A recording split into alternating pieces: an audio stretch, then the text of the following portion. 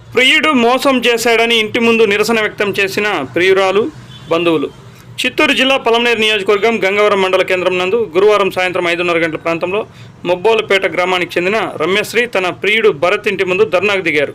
ఈ సందర్భంగా రమ్యశ్రీ మీడియాతో మాట్లాడి భరత్పై పలు ఆరోపణలు చేశారు.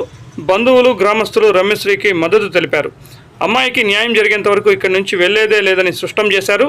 ప్రేమించినప్పుడు రాని కులం అడ్డు ఇప్పుడు ఎందుకు వచ్చిందని ప్రశ్నించారు.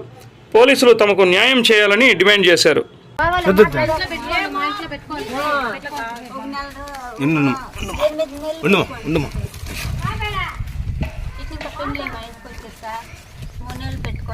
బెంగళూరులో పోయి చేరుస్తుంది. ఆడిద్దరికి పనులు పెట్టి ఆడ ఇంట్లో అడ్వాన్స్ అంతా పెట్టి ఆడ పెట్టి చూస్తే ఆడ ఇల్లు సరలేదని చెప్పి ఆడ ఇసి పెట్టేసి వచ్చేసా. అనాక ఆ బిడ్డ వచ్చా తోడుకొని వచ్చి మా ఊళ్ళో తిరిగా 3 నెలలు పెట్టుకుంటున్నా. 3 నెలల్లో పెట్టుకుంటే ముల్బాల్లో చేరిసి ఆడ బాడీకి రూమ్ చేసి ఆడ పెడితే ముల్బాల్లో ఆడ పెడితే ఆడని ఇంకా ఇసి పెట్టేసి ఇట్లా వచ్చేసింది.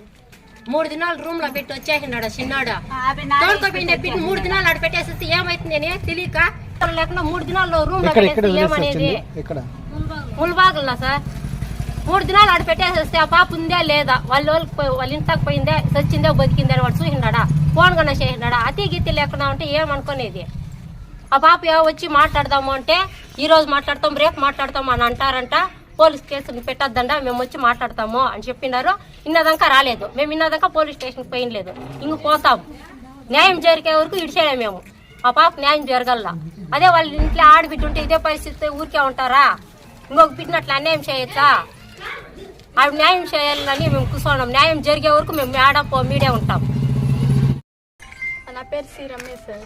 మాది మొబ్బోలపేట గ్రామము, గంగవరం మండలము, మేల్మై పంచాయతీ.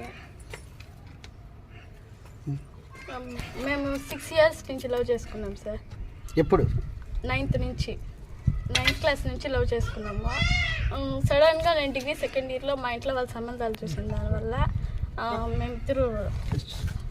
మేమిద్దరు వెళ్ళిపోవాలని డిసైడ్ అయినాం. అయితే కూడా నేను మా నాన్నకి అనారోగ్యంతో నేను రాను, నాకు నాన్న ఇష్టము, నేను రాను అని చెప్తే అయితే కూడా మామిడి తోపు దగ్గరకు వచ్చి బలవంతంగా నేను చచ్చిపోతాను అది ఇది అని చెప్పి నన్ను తోడుకొని పోయినాడు సార్. ఎవరు? భరత్ కుమార్ తోడుకోపోయినాడు. ఇప్పుడు 9 నెలల పాటు నన్ను బాగా నా దగ్గరే ఉన్నాడు, వాడుకున్న అంతా చేసినాడు. ఇప్పుడు నేను వద్దంటే వాళ్ళ అమ్మోళ్ళు కాళ్ళంట సార్. ఏమంటే వాళ్ళ అమ్మోళ్ళే విడితీయాలా అని చూస్తున్నారు. వాళ్ళ అమ్మోళ్ళే బైక్ తీసిస్తాను, ఇంకో అమ్మాయిని ఇచ్చి పెళ్లి చేస్తాను అని వాళ్ళు చెప్తా అన్నారంట.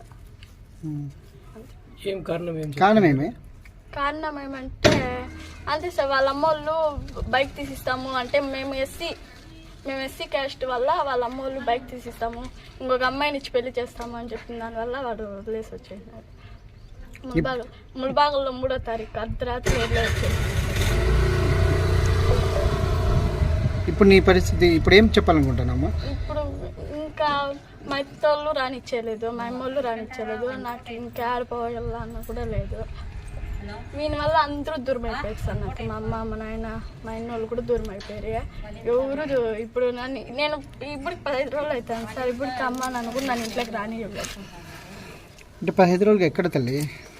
ఇక్కడ రోడ్డు మీద ఇక్కడే ఉన్నారా? వాళ్ళ ఇంటి ముందు? ఇక్కడ లేదు సార్. అంటే వేరే ఉన్నాం మాకు తెలిసిన వాళ్ళ దగ్గర. పోలీస్ కంప్లైంట్ ఇచ్చావు తల్లి? ఇంకా లేదు సార్, ఇంకా ఇవ్వలేదు. వీళ్ళు 15 రోజుల నుంచి ఏం చెప్తున్నారంటే వస్తాము, మాట్లాడతాము, రాజీకి రండి అది ఇది అని చెప్పినాడు మా అత్త మా మామ. మేము వస్తాము కానీ వాళ్ళు రారు, మాట్లాడరు మాతో. ఇప్పుడు ఏమంటే నా భర్తే నన్ను వదిలేసే కట్లు చేపించున్నారు, వాళ్ళు కంట్రోల్లో పెట్టుకునేసినారు. వాళ్ళు కంప్లైంట్ ఇవ్వాలి కదా ఫస్ట్ టౌనే. అదే వీళ్ళు వచ్చి మాట్లాడతాము కలుపుతాము అని చెప్పిన దానికి ఇన్ని రోజులు వెయిట్ చేసింది సార్. 18 రోజులు అవుతుంది. ఇప్పటికి ఆడున్నాడో కూడా నాకు తెలీదు.